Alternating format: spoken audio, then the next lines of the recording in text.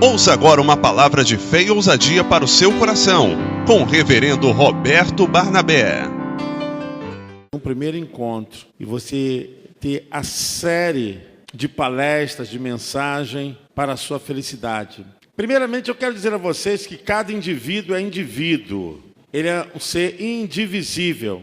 Então, cada um tem a sua própria felicidade. A felicidade não é mensurada pelo tamanho e nem por uma visão de cifra. A felicidade é aquilo que locupleta no ser humano a satisfação, a condição de realização. E o próprio Senhor Jesus Cristo mesmo, Ele soube viver isso. Ele soube ser feliz nas agruras, Ele soube ser feliz na perseguição, Ele soube ser feliz quando não tinha onde repousar a sua cabeça, não tinha um travesseiro, porque a felicidade é uma condição em que nós nos realizamos com aquilo que fazemos, com aquilo que alcançamos.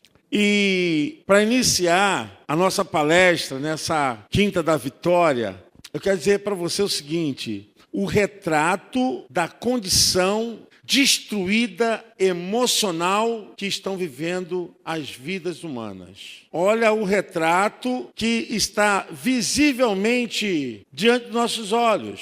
Nós estamos vivendo os piores dias, onde a ameaça começa dentro do ser humano. A destruição começa dentro do ser humano. E não tem como a gente não falar da tragédia lá em Suzano, São Paulo. Aqueles dois rapazes arquitetaram, eles programaram, eles tinham o mesmo pensamento dentro de uma visão sadista, eles desenvolveram uma capacidade psicopática, tinham um prazer que era um prazer semelhante, envolvido com motivação externa, que era o tipo de jogos que eles gostavam, e praticavam aqueles jogos que mostrava tortura, que a pessoa revelava estar vencendo por matar dentro dos jogos, e de repente eles saem dos jogos, a fantasia fica dentro deles e eles entram para a vida real. Eles tiram o personagem desses joguinhos e se investem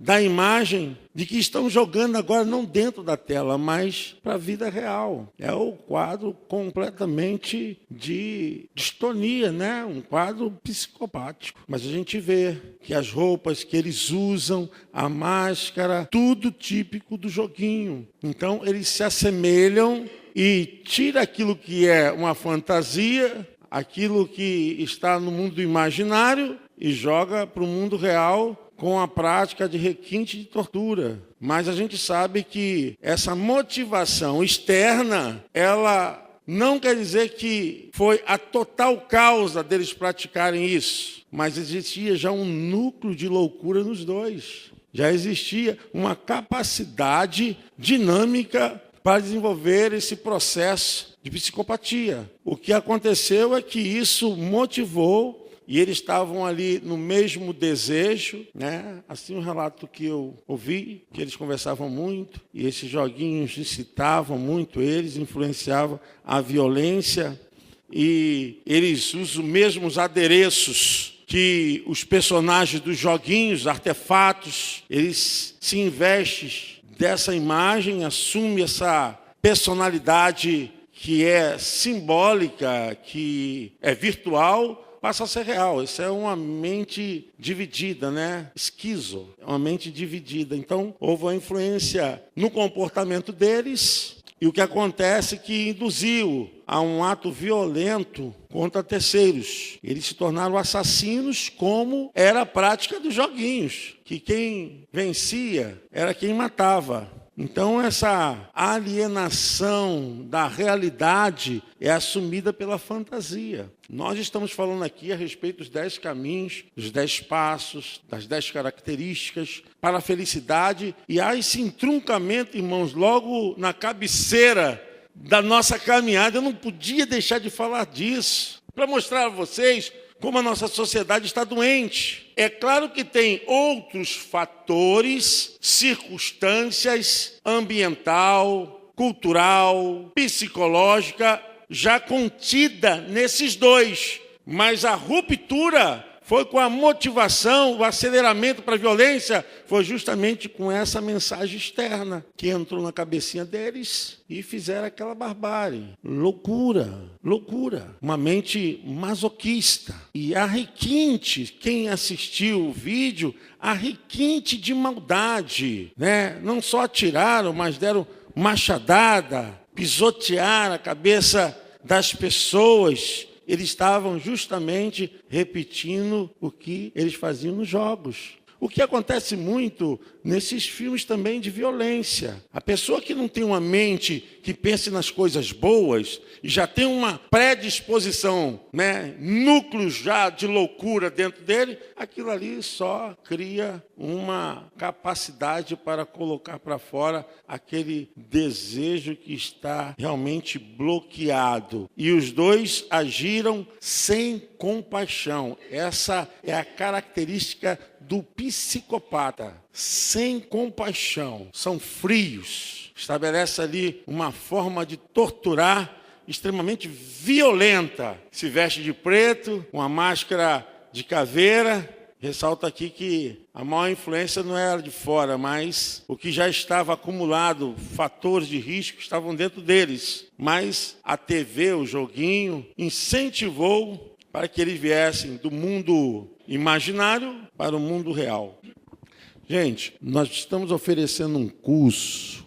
Esse curso é ministrado na faculdade. A igreja está oferecendo esse curso. Pais doentes, filhos sintomas. É um desafio. Quando eu botei esse tema, o Duda falou assim: pastor, esse tema é muito forte, mas é para impactar mesmo. Infelizmente, os nossos filhos estão doentes porque nós sintomatizamos nossos filhos. Então a gente vai ver o que está acontecendo com a mente das pessoas. O que está acontecendo com o campo do pensamento, com aquilo que deveria abrigar coisas que pudesse criar afeto, relacionamento para o bem, criar esperança, dar felicidade, cria um campo de derramamento de sangue, de dor, e uma coisa assim extremamente louca, sem fundamento, simplesmente eles saem e começam a matar as pessoas. É por isso que nós estamos aqui. Creio que o nosso Deus, eu creio que a nossa fé, eu creio que a oração da igreja,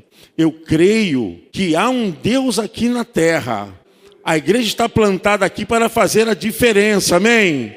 Nós estamos aqui para repreender o mal, amém? Há poder no sangue de Jesus, amém? Há poder no nome de Jesus, amém, igreja? Deus é maior, amém? Você pode aplaudir o Senhor? Deus é maior.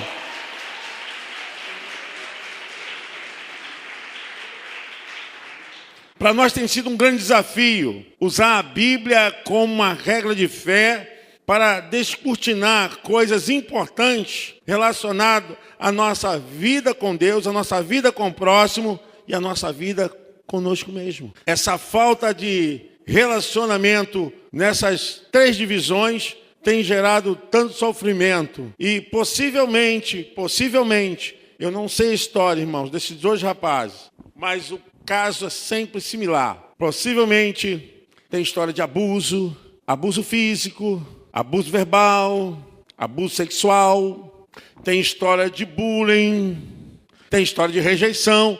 Pode ter certeza, no fundo tem um motivo que ficou lá guardado, trancafiado e que de alguma forma se deslocou. Essa dor se deslocou de uma forma de fazer justiça. Na cabeça de uma pessoa dessa, só mesmo ele que sabe qual a motivação para realizar tamanha desgraça. E Jesus falou que nós conheceríamos a verdade e a verdade nos libertaria. Conhecereis a verdade e a verdade...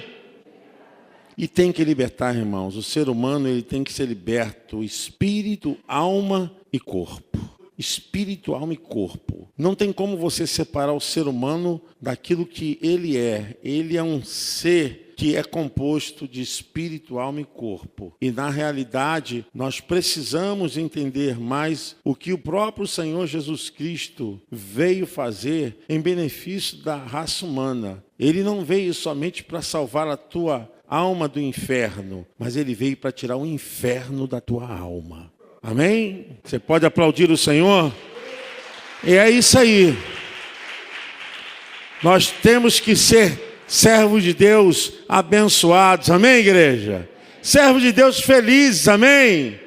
Temos que ser servos de Deus cheios de amor, cheios de perdão, cheios de cura. É a vida com abundância. Eu quero ler com vocês alguns textos da palavra do nosso Deus, antes de começarmos o nosso estudo propriamente dito. Isso. Romanos 8, a partir do versículo 37. Vamos ler junto, irmãos? Mas em todas essas coisas, por meio daquele que nos amou, pois estou convencido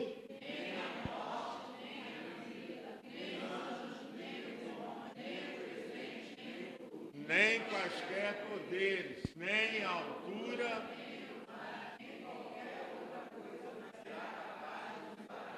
que está... Glória a Deus. Pode colocar o outro texto em seguida. Nós separamos alguns textos aqui relacionados a essa experiência que temos. Romanos 12, 21. O que está escrito?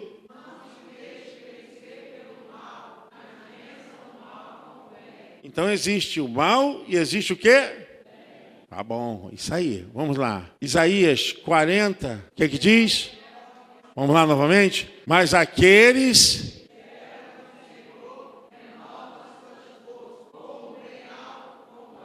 correm diante de mim, que elas...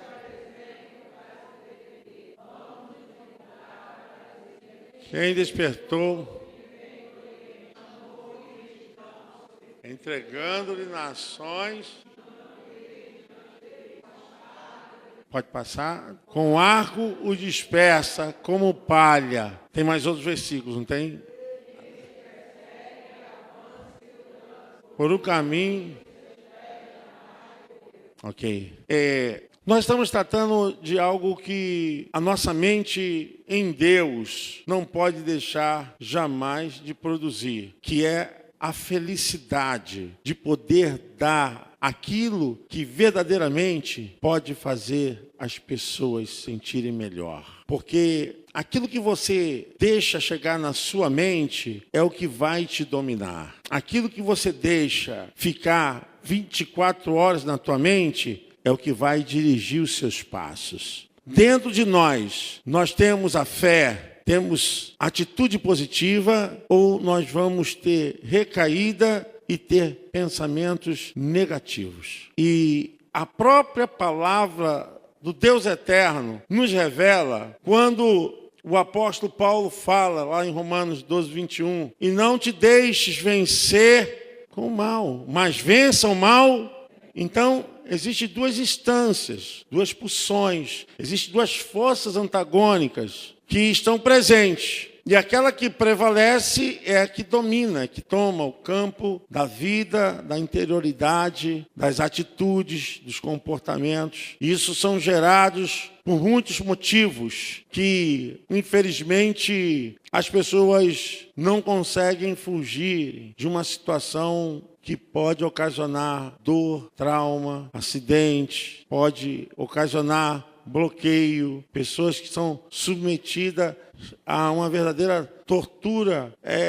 Infelizmente, essa tortura ela é concebida por falta de perdão, por falta de liberação do amargor da alma, a contenção desse tipo de fermentação no campo e na vida humana acabam gerando tantas desgraças, tantos malefícios. Nós precisamos ter um pensamento que seja o pensamento que possa nos conduzir a Deus. Tudo que vier à tua mente, coloque isso no teu coração, tudo que vier à tua mente, que está demonstrando coisas que te fazem ser refém em condição do medo, do ódio, da violência, você não pode aceitar. Por quê? A nossa mente repete o que nós ouvimos e o que nós vimos. A nossa mente, ela vai se repetindo, independente se nós estamos pensando ou não. Ela vai se repetir através do nosso sono, através de atos falhos.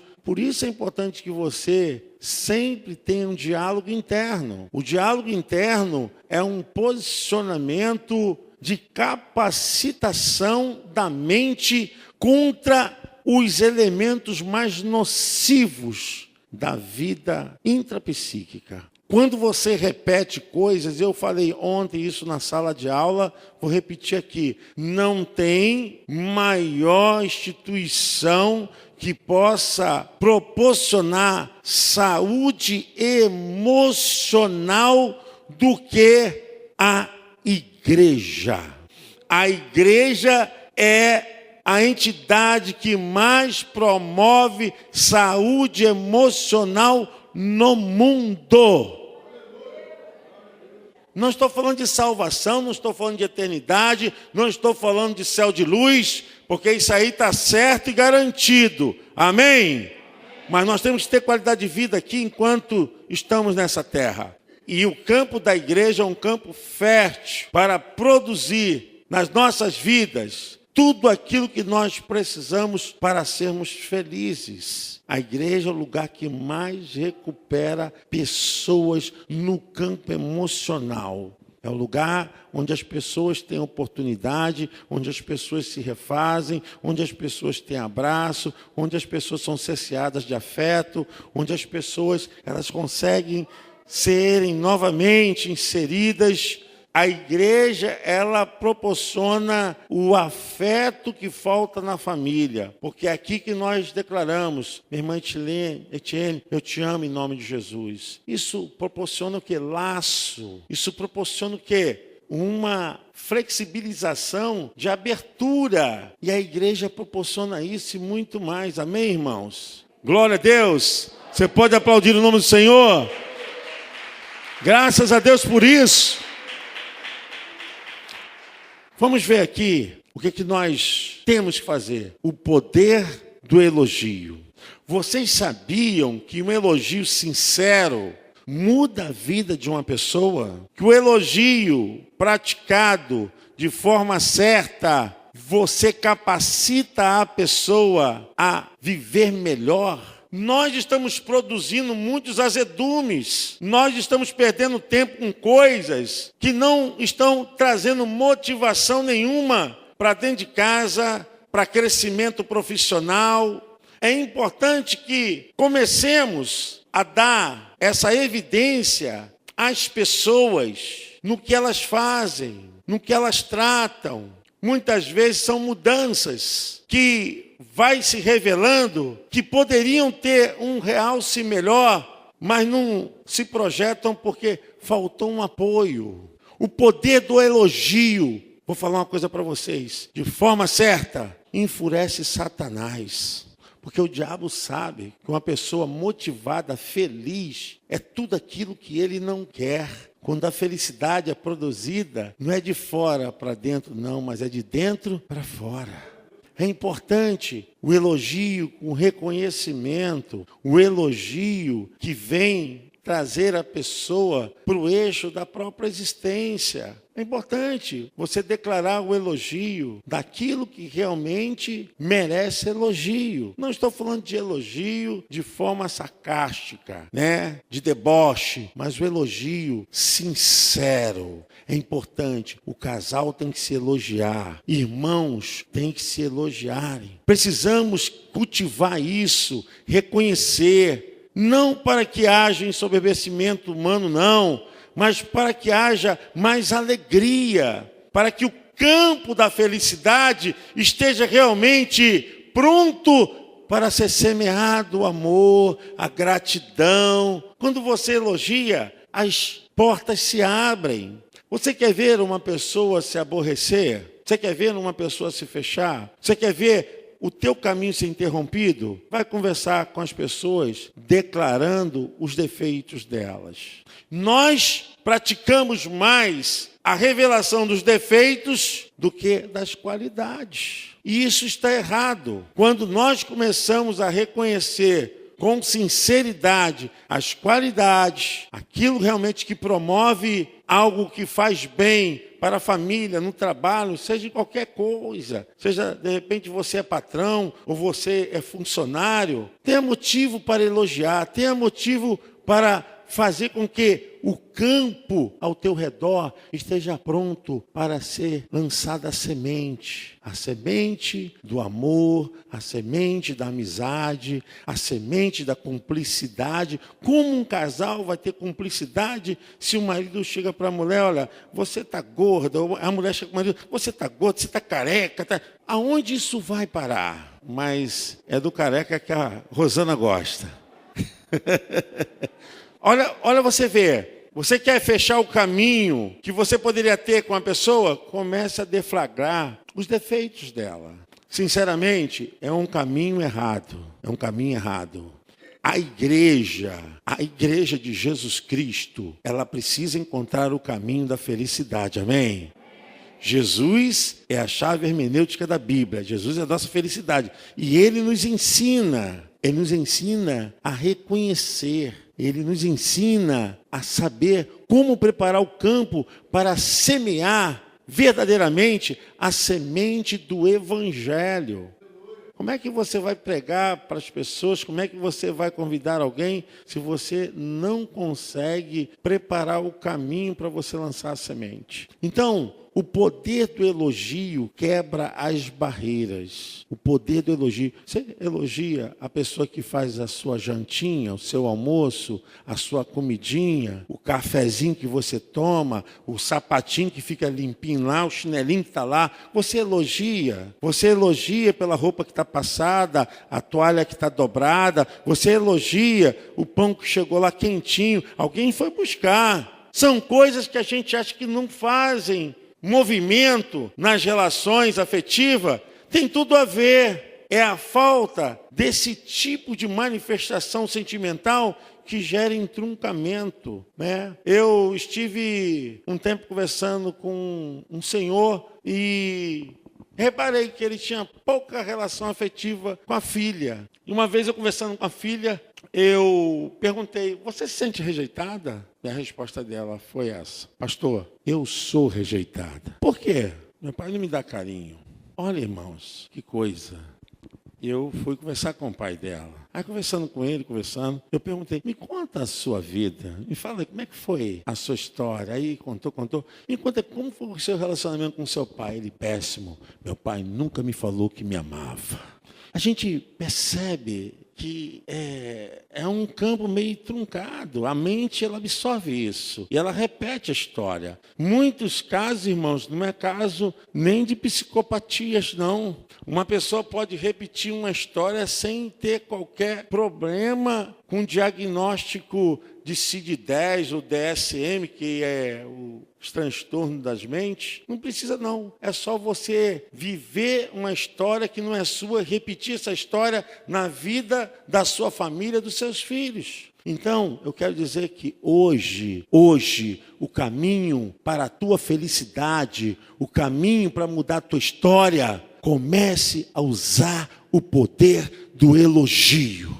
Elogio sincero, verdadeiro, promove a felicidade. Amém? Você pode aplaudir o Senhor? Promove a felicidade. Glória a Deus. Olha, vamos falar esse subtópico aqui, irmãos. Vamos ler juntos? Treine. Gente, isso é uma coisa muito séria. Como que o próprio Senhor Jesus Cristo, Ele cuidou dos seus discípulos a respeito disso. E hoje a gente vê que as pessoas, elas não entendem que como você se treina para qualquer esporte, e você tem todo um processo para uma atividade física, porque você tem que entrar numa condição de enquadre físico, a mesma coisa é a mente. A mente sofre plasticidade. Significa, se eu não repetir, ela não aprende. Por isso é importante, e o próprio apóstolo Paulo fala aos irmãos, lá em Filipenses, capítulo 3, eu não me canso de dizer a vocês as mesmas coisas, porque isso tem proveito para vós. Ele está dizendo, eu não me canso de repetir. Treinar a mente é importante. O que é a oração, irmãos? Vou falar para vocês a oração. A oração é a maior força terapêutica que Deus deu à igreja. Porque quando você ora, a sua mente fica completamente capacitada, fortalecida. Nós movemos o mundo espiritual, nós movemos o mundo inferior, que é o mundo das emoções, e movemos o mundo terrestre com a nossa oração. Então, você tem que treinar a sua mente mesmo, trazer à tua mente aquilo que pode dar esperança, né? É Lamentações 3:22. Quero trazer à memória aquilo que me dá esperança. Quero trazer a memória, Significa, eu quero me lembrar, eu quero colocar isso em evidência nos meus pensamentos. Então, se você ficar pensando em coisas erradas, você vai abrir a sua mente para o caminho do mal. Irmãos, olha, vou falar para vocês, o que na verdade hoje está atingindo o ser humano. Deus é a força positiva. Deus é a força positiva. O inimigo é a força negativa. Jesus falou isso mesmo. Eu vim para que tenham vida e a tenham o quê? Mas o diabo veio para quê? Nós temos que entender. O que tem que nos alimentar espiritualmente, mentalmente, fisicamente, dentro do nosso lar, tem que ser aquilo que pode treinar a minha mente contra as coisas que podem prejudicar e danificar a minha mente com Deus, com o meu próximo, com todas as pessoas ao meu redor. Amém? Você vai ver que o problema não são as pessoas. O problema é quando a sua mente não está edificada, está aceitando coisas que não deveriam aceitar. O que Paulo diz? Eu já estou certo de que nem a morte, nem a vida, Gente, nós lemos aqui, nem altura, nem profundidade. Ele condicionou, ele treinou a sua mente para andar com Deus, para viver com Deus. Ele chega ao ponto de dizer o seguinte, olha, eu vivo dessa forma, não vivo mais eu, mas Cristo, e a vida que vivia na carne, vivo-a na fé do Filho de Deus, que me amou e se entregou por mim. Ele tem a sua vida completamente em Deus, e Deus é o Deus das coisas positivas. Diga comigo, Deus é o Deus das coisas positivas, da fé. Eu não tenho dificuldade nenhuma de me relacionar com a palavra de Deus, com o meu Deus e com o comportamento humano. Não tenho, sabe por quê? Porque Deus criou o ser humano e conhece o ser humano de todas as formas, por dentro e por fora. Amém, irmãos? Você pode aplaudir o Senhor? Deus sabe tudo. Ele é o psicólogo dos psicólogos, psicanalista dos psicanalistas. Tem na sua mente, você é um vencedor. Como a igreja faz isso aqui, né? Levanta a tua mão, diga aí, eu vou vencer. É a coisa mais importante que a igreja faz para que a pessoa seja feliz. Sabe por quê? Ela está treinando a sua mente. Levante a sua mão, diga assim, eu serei muito mais feliz. Você pode aplaudir o Senhor? Vai ser. Glória a Deus. Tem na sua mente. Vamos ler juntos agora. Nossos comportamentos. Gente, nossos comportamentos são semente. Pode voltar. Isso.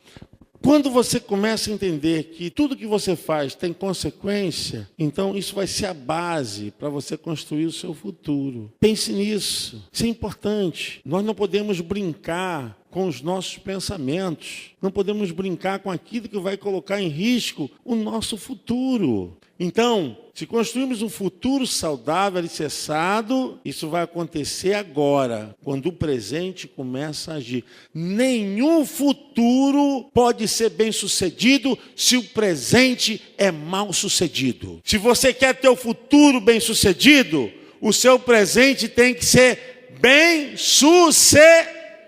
Amém? Não vem com essa, que o amanhã, não, o seu presente prepara o seu futuro. Os seus pensamentos agora são sementes que vão te dar a colheita para o seu futuro. Se você não pensar assim, você foge da lei da semeadura que o próprio Senhor Jesus Cristo ensinou. Se uma semente, ela cai entre os arbustos, vai sofrer o sufocamento e não vai germinar.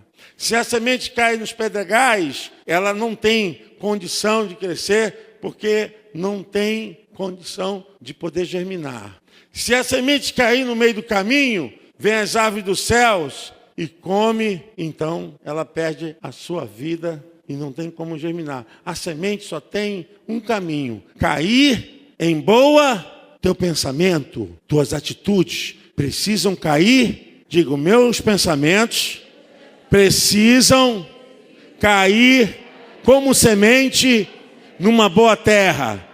Amém? É isso. Se eu coloco meus pensamentos nos pedregais, nos arbustos, no meio do caminho, qual vai ser meu futuro? Se você só pensa em coisas negativas, coisas erradas, se você não consegue produzir algo que possa trazer verdadeiramente a sua colheita, como é que você vai viver dessa forma? Irmãos, nós temos que parar de colocar a culpa nos outros. Os verdadeiros culpados somos nós mesmos, porque a nossa vida, a nós nos pertence, com as nossas atitudes de responsabilidade diante de Deus e diante dos homens. E para nós mesmos. Mais aqui, adiante. Vamos lá? Vamos ler juntos, irmãos? Sábio.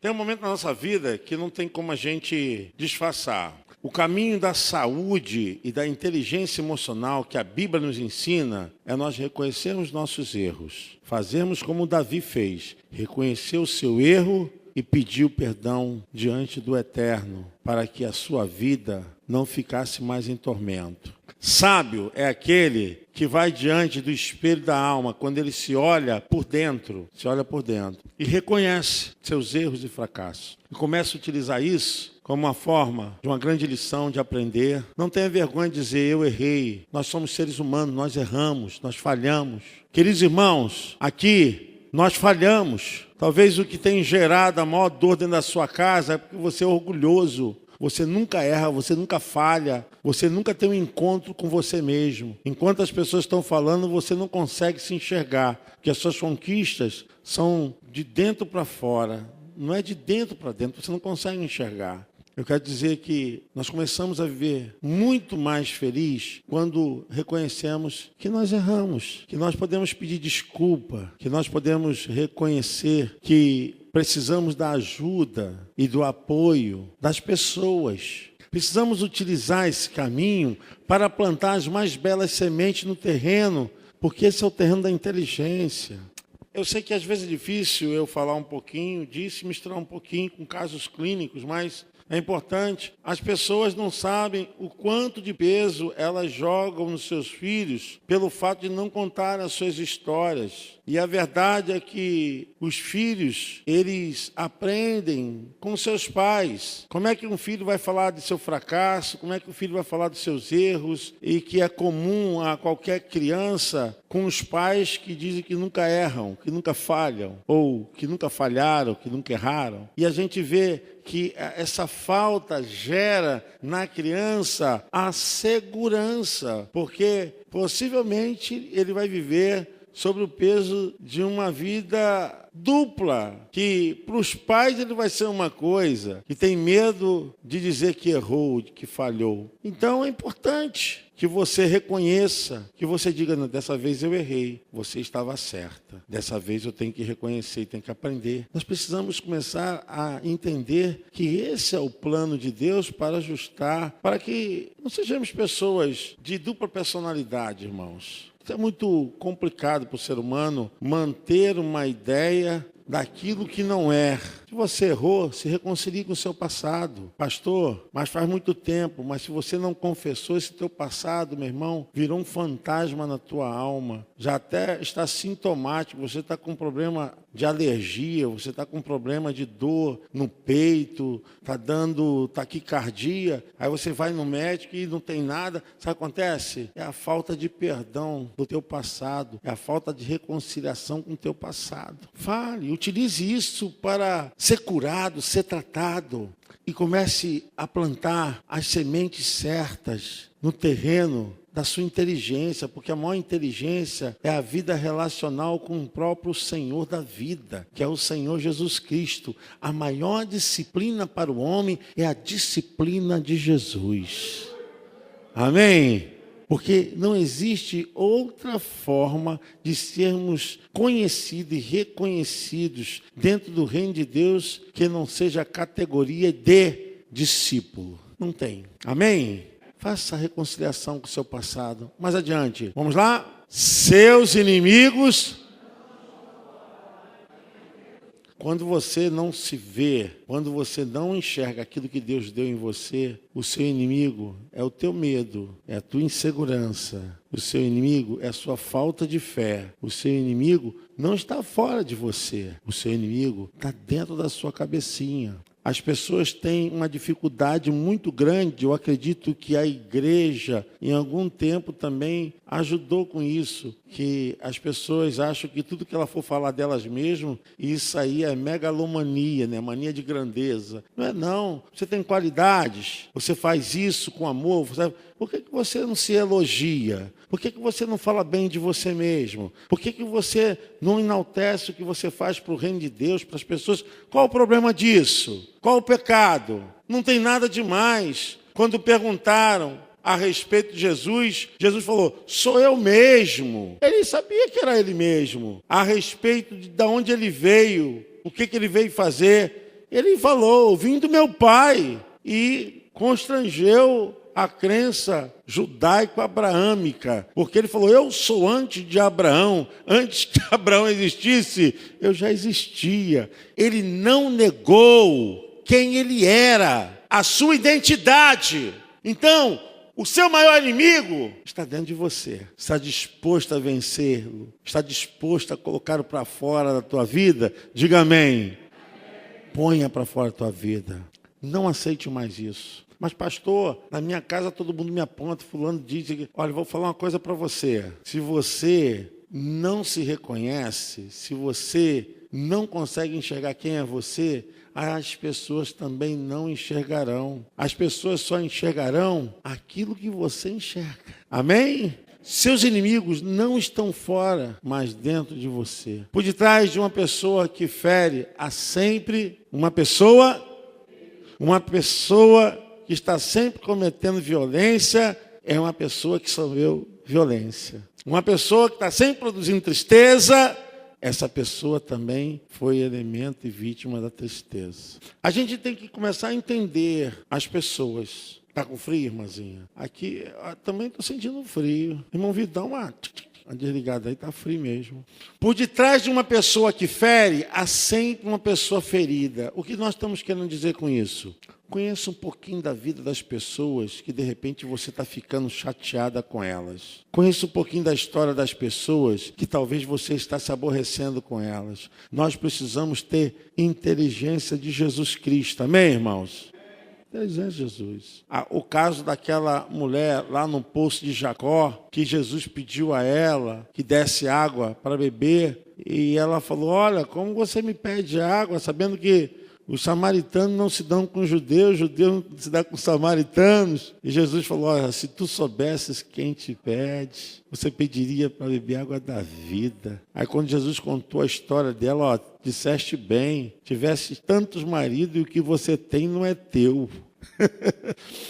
Mas Jesus entendeu a história dela. O que eu quero dizer é isso. Depois, quem foi a pregadora dos samaritanos foi aquela mulher do poço de Jacó. Olha, encontrei um que é mestre, que é Senhor, falou da minha vida. Então, nós precisamos ter a inteligência de Jesus. Tem uma pessoa te ferindo, tem uma pessoa te magoando, pode ter certeza que essa pessoa foi vítima desse ferimento, dessa mágoa, está só fazendo repetição da história. Estás só colocando para fora o que ela, infelizmente, sofreu. Amém, irmãos? Procure entender, procure ver, procure analisar. Pessoas que ferem, pessoas são pessoas feridas. Pessoas que machucam, pessoas são pessoas que foram machucadas.